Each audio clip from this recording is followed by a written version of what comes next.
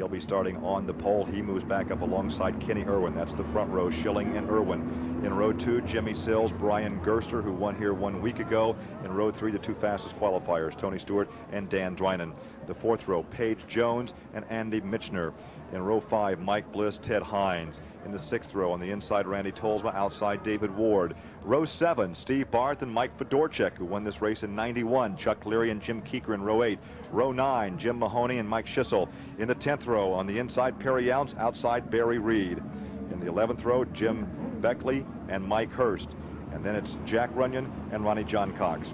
The $4,000 Wins Challenge money tonight will go to Paige Jones if he can win this thing. If Paige Jones can win it, an extra $4,000 from Wins for the Wins Challenge. 50 laps, the 1994 night before the 500 gets a green flag. We are underway. The first 6 qualifiers, the fastest 6 inverted. And Irwin grabs the lead coming through turn 2 down the backstretch. Kenny Irwin, who was second in USAC National Points 1 year ago. Schilling rides in second. And look at that move on the inside by Sills in 9. That is one of 3 white 9 cars out here this evening, owned by Steve Lewis out of California.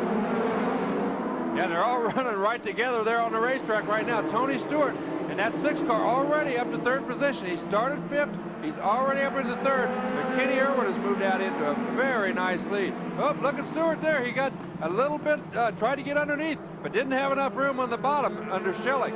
That is Gerster in the yellow and blue, number 21. Brian Gerster won his first ever midget feature 1 week ago here at Raceway Park, and there's the pass for second. Tony Stewart out of Indianapolis, formerly from Rushville, leads the point standings, both the national points and the Western States points. And that is Paige Jones. There is Paige. Now Paige is in one of 2 cars powered by the Gertie this evening, but it's Mike Bliss that has that new Buick V6. The Buick V6, which is identical to the IndyCar engine without the turbocharger. That engine is pretty new on the scene and already making a lot of horsepower. A lot of people are optimistic about what could be the future engine for this midget division. Here's a new development in the midgets, though. That 6-cylinder Potter engine that Tony Stewart has in there, running up in 2nd position now. That engine is going to go into mass production, and Earl Gertie is going to build it. Now, if you don't think Earl Gertie can get some more horsepower out of the thing and build a nice engine, it's going to be a battle of the 6 cylinders. In the interview with Paige Jones earlier, he told Dave Despain, I've not qualified all that well in recent weeks, but I'm able to move up, and he's moving up right now. Paige Jones, he does not know, I don't think, that he has an extra $4,000 if he can win that thing. I tell you one thing about this part of the race. Everybody has to be very, very careful to save their tires. Every 30-lap race that they've run here, they've run 2 or 3 already this year, the 8 Hoosier tire, which is the hardest compound they make, has blistered. Now, if they get to abusing the tire, if they get to running down on the bottom of the racetrack and abuse that tire early, it's going to be very difficult to have a strong finish with a blistered right rear tire. Well, the black 3 and that white 9 sandwich is Danny Drynan. He was the fast qualifier. Because of the inverted start, he started outside the 3rd row in 6th position. And I think he's biding his time right now. He's not using that usual Danny Drynan charge to the front style, and I think he's doing that because he wants to save that right rear. He doesn't want to abuse it. He doesn't want to run down on the inside. He wants to make sure the last 20 laps are as fast as the first 20 laps. But look at those guys out front. Look at the lead the 2 front cars have pulled out. We talked earlier about Davey Hamilton out of Boise, Idaho, giving us some great shots with the onboard camera. He burned a piston in that car, so he's a spectator this race. And the chef, he can't look at this pass. Look at yellow Stewart. Flag, yellow flag. On the inside. Oh, we got a car upside down. It's Leary. Leary upside down. Chuck Leary and the Leary Brothers Construction Comet Kart Sales entry, car number 30 out of Greenfield, Indiana. He was the Rookie of the Year. West have really taken a strong hold back here with Sills and Tolsma. And here's Danny Drynan back into the pit area. Let's see if he's got a problem. A car of his own design, and he is always fast, and the crew runs over. I don't know what they're doing. Can't really tell what they're looking Looks like at. they're looking in there. Maybe there's an oil leak. That's in the engine area, so it must be something with the engine they're looking at. I don't know whether it's an oil leak. Maybe they've got a foul spark plug. Maybe that's what it is. Look, he's taking a spark plug out. They've got a foul plug. That's exactly the left on the right side of the car. He's pulling out a spark plug. It looks like he's going to put another one back in. Well, he's going to have to hurry because I think they got the furl flag one lap before we go green. And we'll start the race on lap 8. This is a 50-lapper. There's 1 lap to go, so they're going to start this time. He's going to have to hurry. He's not going to get back in there. I can't send you out. Looks like He'll get back in, but he'll be a lap. Oh, they're or 2 changing down. all 4 plugs, it looks like. Well, he's going to be way off the mark this time because we are going green, and the race resumes. As Stewart had a look to the inside on the restart, Paige Jones runs in 3rd. 4th is Schilling. Out in front is Kenny Irwin. Now, you saw the adjustment they made to Irwin's car. Well, let's just see if he did any good, see if he's going to pull away. Stewart was catching him. Stewart was right on his back bumper as they came to that yellow flag. And it looks like Paige Jones is awfully strong right now. He might be the strongest car out there. He was a ways behind him. I don't know if he was running as fast as they were, but he didn't get as good a start. He was a long way back. Well, here is 4th, 5th, 6th, and 7th. Gerster in the yellow car, tucked in behind Schilling, and there goes one of the white 9s. I'm not even sure which one it is at this point. I can't tell either. They're both right there together. We know it's not Paige Jones. That's about all we can tell you. Look at Stewart. He tries to get Pass for the lead. Larry Rising makes it work. Slide job. Oop, little bump. Hey, I saw that. And here comes Paige. Hey, that was a case where Irwin had to get out of the throttle and turn right to keep from getting hit by Stewart. Stewart didn't give him any room whatsoever, and he opted to get out of the throttle, give him a little room, and hope that later on he can repay the favor. Paige continues to ride in 3rd position all over the rear bumper of Kenny Irwin. And it appears that whatever Kenny Irwin did, either he didn't do enough.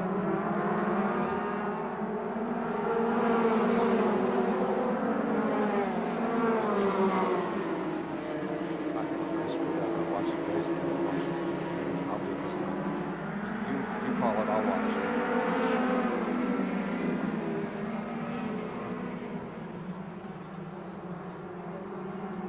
Racing has just resumed in the annual night before the 500 from Indianapolis Raceway Park. Oh, a car into the wall. They had just completed 1 lap under green, and that is one of the Steve Lewis Performance Racing entries, and that would be Mike Bliss. That was Mike Bliss, and it was Kenny Irwin who came up there. He lost power, I think, in his car, pulled down to the inside, and everybody was trying to avoid him. And that's what caused that Mike Bliss to get sideways and down into the grass, down into the sand, actually, down in the infield. It looks like Kenny Irwin's car has stopped on the inside of turn 1, so Mike Bliss walks away. As we look again, they come down the front straightaway. Watch Kenny Irwin's car. Slows up drastically. Everybody went to one side and then the other. Bliss went the outside, hit the fence, got on the brakes. He was out of control. Yeah, you know, Kenny Irwin, that V6 of his just gave Randy Tolsma win here at Raceway Park. Remember that great battle he had with Mike Bliss? They were exchanging the lead 3-4 times a lap. One of the absolute best races we've ever seen here on the ESPN, where those guys battle each other for about 4 or 5 laps, 2 passes in every corner, and finally, I can't even tell you which one of them won. I was so excited. Tolsma won it. They continue the battle nose to tail down the backstretch as the laps begin to wind down, but still a lot of competition to go. 32 laps now complete.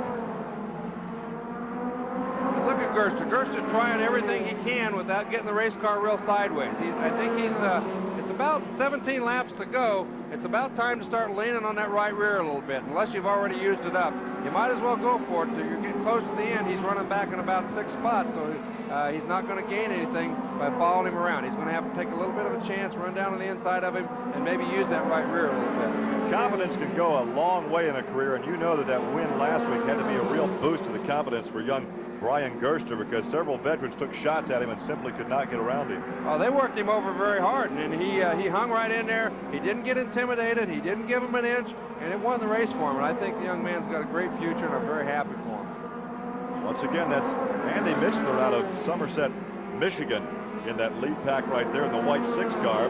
Then Gerster, and then it's Don Schilling, also out of Michigan. And then back to Randy Tolsman, the white 61 car. As we take a good look at Don Schilling right there. He's a pilot, works for Coletta Flying Service. Yeah, these guys battle pretty hard. But meanwhile, back up in the front of the pack, Tony Stewart is leading the race, but the guy who's chasing him down is Ted Hines, that red number 24. Remember we talked about Ted Hines? He followed him around there. He kept the race car very straight. Well, guess what? He's gotten around Paige Jones, and he's gaining ever so slowly on Tony Stewart at this point of the race. It's going to be interesting to see if he can reel him in, see if he's saved his tires more than maybe Ted Hines. You talked earlier about Paige Jones smoking the right rear and abusing that right rear tire. Well, now he's dropped off. He's still in third place, but he's about a straightaway behind this red number 24. And indeed, Hines beginning to close in. You know, you talk about a great racing family. Jim Hines ran midgets for so many years in sprint cars, had the kids and quarter midgets, and now at some point, all three, Tracy, his brother Ted, and their dad Jim, all race at the same time. Sometimes they do race against each other. It's got to be a little expensive and a little tiring. But look at Ted Hines. He is really pulling in Tony Stewart. Remember Tony Stewart? He made a couple of very quick sideways moves when he got around those cars very early in the piece. He may be paying the price right now for running sideways and passing those cars so early, because it certainly looks like Ted Hines is really gaining on him, braining on him fast. Well, Ted's a driver that cut his teeth on the short tracks. Look at that easy pass. He didn't even have to work out. No, he won three straight.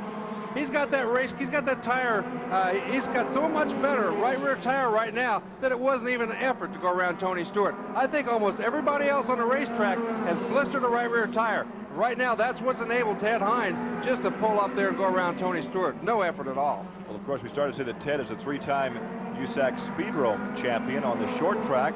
Moved up. We saw him take a wild ride at Winchester and Raleigh Helmling's midget, one of the first times out on a big fast track, but he has really come a long way in running the faster racetrack. Well, I mean, he got a bad rap there for a while, not being able to run the big racetracks because he was such a champion at the small racetracks. But he could always run the big racetracks. He just needed a break. He needed a good race car to go out and prove that in.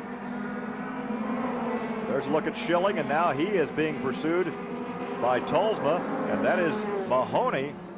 Jim Mahoney in that red number 1 car. Mahoney becoming a regular now on the USAC Midget Series since Johnny Vance bought that race car for him. He also drives for Johnny on the USAC Sprint Car Division. All right, that's position 7, 8, and 9 back there. These guys battling. Schilling in the black car, Tolsma in the white car, and Mahoney in the red car. All three of them following Brian Gerster through the pack, and Gerster still working on Andy Mishner and just doesn't seem to be able to get around him. All 6, 7, 5, 6, 7, 8, and 9, all these guys running very, very close, very, very hard.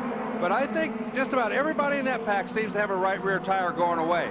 Look at the right rears. Look at all these guys. They look like they're loose. The back end's wiggling around. That means that they're losing the right rear tire. 5 laps to go. That's our leader in traffic. We're going to see. Oh boy, he gets close there. That's Steve Barthy's next to. Well, of course, this could be a very emotional victory here this evening, not only for the man driving that car, but for Cliff Jacobs in the pit area. I don't think anybody in the whole world, except maybe Mike Marshall, who's sitting home watching this, would be happier than Cliff Jacobs if he won this race. He's had a lot of bad luck over the last few years. He certainly do. He changed the color. He changed the number. He said, maybe it'll bring me luck. It looks like it's on its way tonight. As we look back in traffic, there is Gerster. He's gotten around Michener, and then it's Tolsma in the white 61 car, and then the black number 12 as Tolsma has gotten around Don Schilling, and the red number 1 is Jim Mahoney. And these guys have done battle all night long, and finally Gerster did get around. That moves him up into the 5th position, and he's going hard. Of course, Cliff Jacobs, who's the owner of that 24 car that's leading this race, was injured at the Hoosier Dome. We showed a picture of him earlier sitting down on his four-wheeler. He's in a wheelchair here tonight, but he says he's getting around a lot better. He's real happy to be back at the racetrack. Now, he broke both legs in that terrible accident at the Hoosier Dome last winter, and there was some concern he might miss the entire racing season, but he is here tonight. His car is leading as we look back in traffic right now with only a couple of laps remaining. There's the white flag. Here comes your leader. Look at the lead he's pulled out to. A tremendous lead over second spot. He's over a whole straightaway ahead of second place car right now. And I think basically it's because he babied his tire. He kept that thing in as fresh as he could. And in the last 20 laps, he was definitely the fastest car on the racetrack. Well, this has been an impressive run for Ted Hines as he starts in the 8th position, takes the victory, the biggest career win for him despite his 3 Speedrome championships. This is a big one, and you know it's going to be emotional for Cliff Jacobs, the team, and of course the Hines family. So we're going to take a very quick commercial break right now as the rest of the field runs under the checkered flag. So once again, the victory goes to Ted Hines. We'll take a quick break and come back to Indianapolis Raceway Park. And there's a good look at Ted.